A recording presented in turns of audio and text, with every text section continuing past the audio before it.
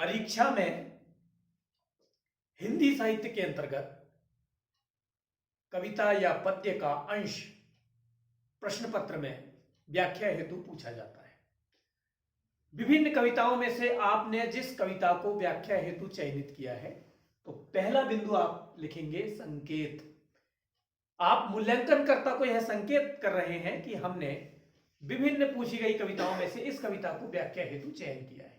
मान लीजिए कविता आई, दुख की पिछली रजनी बीच विकसता सुख का नवल प्रभात, एक पर्दा यह झीना नील छिपाए है जिसमें सुख गात। तो यदि आपने इस कविता को चयनित किया तो कविता का शुरू का शब्द लिखेंगे, डैश डैश करके, डॉट डॉट करके अंतिम का शब्द लिख लेंगे।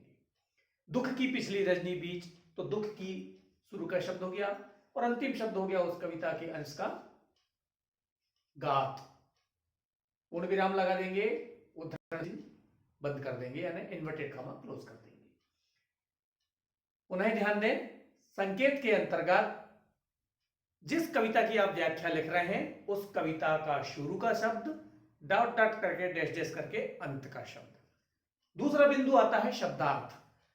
कविता में या पद्यांश में आए हुए क्लिष्ट या कठिन या मुख्य मुख्य शब्दों के अर्थ आपको लिखना है शब्दार्थ के अंतर्गत। जैसे दुख की पिछली रजनी बीच, तो रजनी मतलब रात्रि, विकसता मतलब विकसित होता हुआ, प्रसारित होता हुआ, सुख का नवल प्रभात, नवल मतलब नया, प्रभात मतलब सवेरा, एक पर्दा यह झीना नील, झीना मतलब बारीक, पतला, महीन, छिपाए है जिसमें सुख गात, गात मतलब गात्र, गात्र मतलब शरीर। तो इस तरह मुख्य मुख्य शब्दों को आपने यहां पर स्पष्ट कर दिया कि उनके क्या अर्थ है। तीसरा बिंदु है संदर्भ।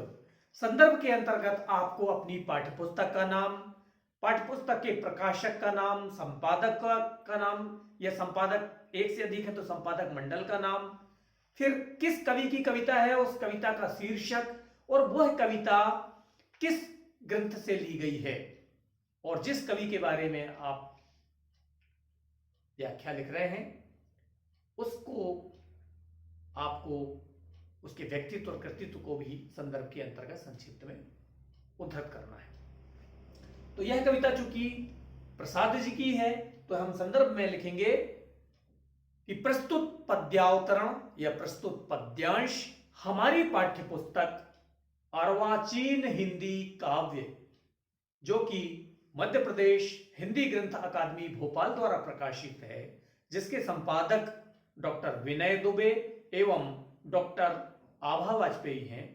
यह कविता श्रद्धा सर्ग से उद्धृत है, जो कि मूलतः कामायनी महाकाव्य से ली गई है, जिसके रचयिता कामायनी जैसे कालजयी महाकाव्य के रचनाकार, आंसू, झरना, लहर, कानन कुसुम जैसे काव्य संग्रह के प्रणेता, जन्मेजय का नाग यज्ञ, महाराणा का महत्व, स्कंदगुप्त, चंद्रगुप्त, ध्रुव स्वामिनी इत्यादि कालजयी नाटकों के नाटककार, कंकाल, तितली, इरावती जैसे उपन्यासों के उपन्यासकार, आंधी, आकाशदीप, इंद्रजाल, प्रतिध्वनि जैसे कहानी संग्रह के कहानीकार, काव्य कला तथा अन्य निबंध जैसे निबंधों के निबंधकार, सर्वगुण संपन्न साहित्यकार, छायावाद के प्रमुख स्तंभ महाकवि जयशंकर प्रसाद द्वारा विरचित है। इतना विस्तार से आपको संदर्भ देना है। फिर आ जाएंगे हम प्रसंग में। तो हम प्रसंग में बताएंगे कि प्रस्तुत पद्यांश में कामायनी की नायिका श्रद्धा अपने प्रेमी मनु से वार्तालाप कर रही है और उन्हें आशान्वित होने का, सकारात्मक दृष्टिकोण रखने का आह्वान कर रही है। फिर व्याख्या के अंतर्गत हमें कविता को विस्तार से अर्थ बताना है कि यहां पर निराश मनु को उसकी प्रेयसी श्रद्धा सकारात्मक दृष्टिकोण रखते हुए जीवन में संघर्ष करके विचलित ना होते हुए आगे बढ़ने का आह्वान कर रही है, उसे प्रोत्साहित कर रही है, जीवन में संघर्ष करते हुए हमें आगे बढ़ना है, ऐसा प्रोत्साहित करते हुए मनु से कहती है कि दुख की पिछली रजनी यानी पिछली रात्रि के बीच में विकसता सुख का नवल प्रभात, सुख का नया सवेरा विकसित होता है। जिस प्रकार रजनी अर्थात रात्रि के पश्चात प्रभात का आना तय है, निश्चित है, जिस प्रकार रात्रि के बाद सुबह का होना तय है, हे मनु, उसी प्रकार दुख के पश्चात सुख का आना भी तय है। अतः जिंदगी में, जीवन में दुख से विचलित नहीं होना है, निराश नहीं होना है। दुख है तो उसके बाद सुख भी आएगा ही आएगा। एक पर्दा यह झीना नील छिपाए है जिसमें सुख गात। यहां प्रसाद जी श्रद्धा के माध्यम से स्पष्ट कर रहे हैं कि एक पर्दा यह झीना नील, जिस प्रकार रात्रि में अंधेरा होता है उसी प्रकार दुख और सुख के बीच में भी एक झीना पतला सा पर्दा है नीले रंग का, अर्थात जिस प्रकार अंधेरा काला या नीला सा दिखता है उसी तरह दुख और सुख के बीच में भी एक नीला पर्दा है। उसके पश्चात एक पर्दा या झीना नील छिपाए है जिसमें सुख गा, जिसमें सुख रूपी शरीर छिपा हुआ है। रात्रि के या गहन अंधकार के समाप्त होने के बाद, दुख के समाप्त होने के बाद सुख रूपी गात्र, सुख रूपी शरीर स्पष्ट दिखने लगेगा। अतः हे मनु, तुम कर्म करो और कर्म पथ पर मेरे साथ, मैं तुम्हारी सहचरी बनकर साथ दे रही हूं, तुम मेरे साथ अग्रसर हो। इस तरह हम व्याख्या में लिख देंगे। अब विशेष के अंतर्गत हमें देखना है कि कविता में क्या क्या भाव सौंदर्य उसके अंतर्गत परिलक्षित हो रहे। पहला बिंदु होता है भाव सौंदर्य का भाषा। तो यहां प्रसाद जी की भाषा, प्रायः प्रसाद जी की सभी कविताओं की भाषा संस्कृत निष्ठ होती है, तो हमें लिखना होगा कि संस्कृत निष्ठ खड़ी बोली। शैली, यहां चूंकि नायिका श्रद्धा नायक मनु से विस्तार पूर्वक वर्णन कर रही, तो यहां पर वर्णनात्मक शैली हो गई। रस देखेंगे हम कि नायक नायिका का आपस में वार्तालाप है, यहां माधुर्य की बात हो रही है तो श्रृंगार रस हो जाएगा। छंद मुक्तक छंद है या मुक्त छंद लिख देंगे। अलंकार देखेंगे, दुख की पिछली रजनी यानी दुख रूपी रात्रि, उसी तरह कविता के अंत में आया है सुख गात, सुख रूपी शरीर, तो दुख रूपी रात, सुख रूपी शरीर, रूपक अलंकार हो गया। गात के दो अर्थ होते हैं, गात मतलब एक गाने की क्रिया और गात मतलब गात्र शरीर, तो गात में श्रेष्ठ अलंकार हो गया।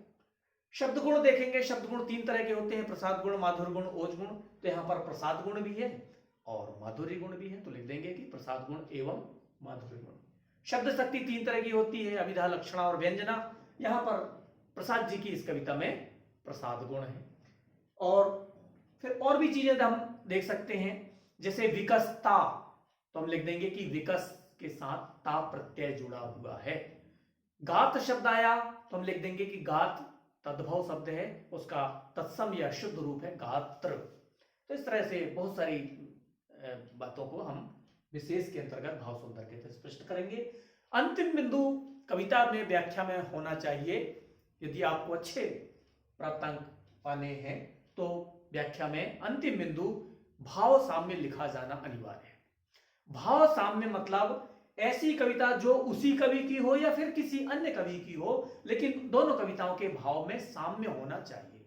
तो यहां पर दुख से निराश नहीं होना चाहिए, दुख के बाद सुख का आना तय है, जिस प्रकार रात्रि के पश्चात प्रभात का होना तय है, कविता का मूल भाव यह है। तो इसी भाव से मिलती जुलती एक कविता मुझे स्मरण आ रही है कि यदि सुख सदा रहता नहीं तो दुख का भी अंत है, यह सोच करके चित्त में विचलित न होता संत है। यदि सुख सदा रहता नहीं तो दुख का भी अंत है, यह सोच करके चित्त में विचलित न होता संत है। इस कविता को आप भाव साम्य के अंतर्गत लिख देंगे। तो इस तरह विभिन्न बिंदुओं को दृष्टिगत रखते हुए आप किसी भी कविता की व्याख्या लिखें। उच्च शिक्षा में आपको ज्यादा विस्तार से अपनी बात कहनी है, तब आपको अच्छे प्राप्तांक मिलेंगे। शुभकामनाएं, धन्यवाद।